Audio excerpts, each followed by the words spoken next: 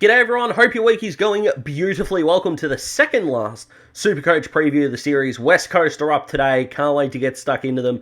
Again, one of the more interesting teams in the competition. I know it feels like I've said that about a lot of teams, but the Eagles are aiming high.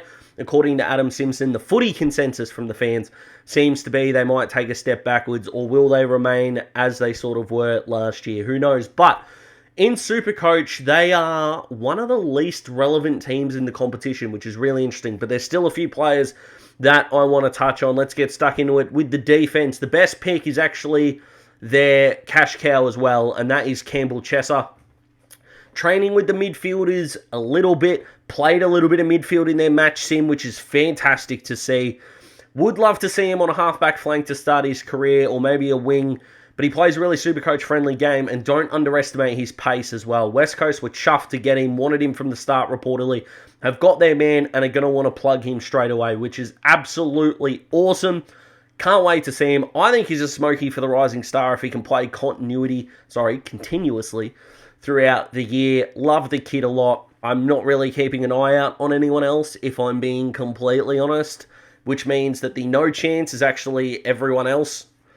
I'm not Hearn, McGovern, no, and the rest of their halfbacks or their defence isn't that SuperCoach relevant anyway. I am kind of keeping an eye on Red Bazzo, but I think if we're going to have him in our teams because the defence looks alright, we might have him in our forward lines anyway. So that's what I think about the Eagles' defence. Let's get to the midfield. Their best pick for the midfield is another rookie, believe it or not, but that's Greg Clark.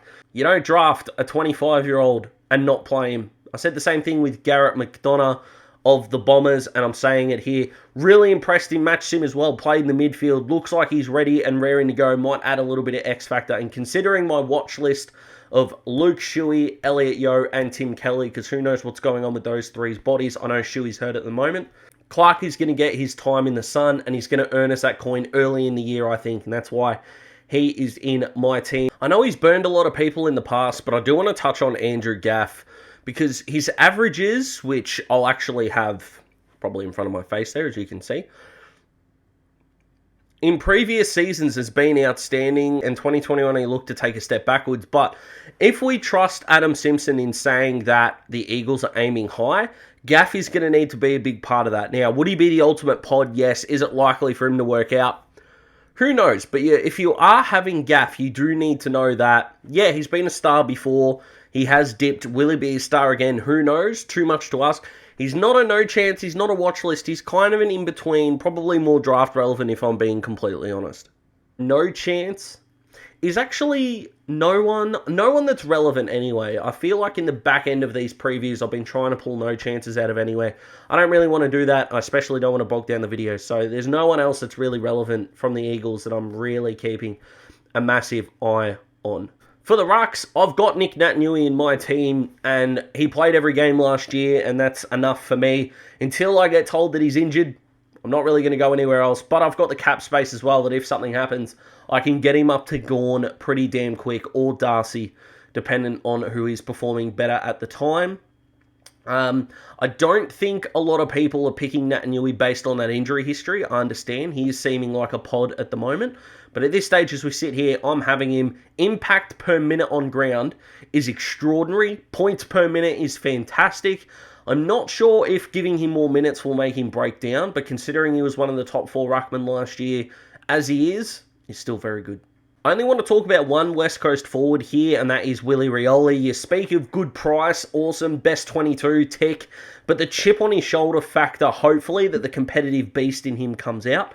Again, you're looking at that price, you need someone that's going to play every game, earn you a little bit of coin and be a stepping stone. Now, is he going to earn you as much money as others? That's up for debate. I would personally say no, but especially if someone does get injured and you need to bank some cash, he might be a good option as well. I'm seeing him in a lot of teams and being questioned about. I'm personally saying no.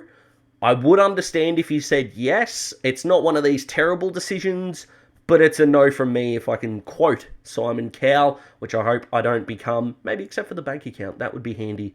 For Daz's final word, I've got Campbell Chesser and Greg Clark in my team as it sits right now. Once all the classic previews are done, I'm going to do my second draft of my team and update you guys on how that is all going.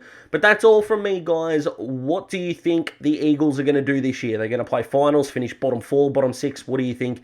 Comment below. Let me know which Eagles players have you got in your team. Can't wait to find out. I look forward to seeing you on Friday as we farewell the classic previews with the doggies. Hope you're doing fantastically. I'll see you on Friday, guys. Goodbye.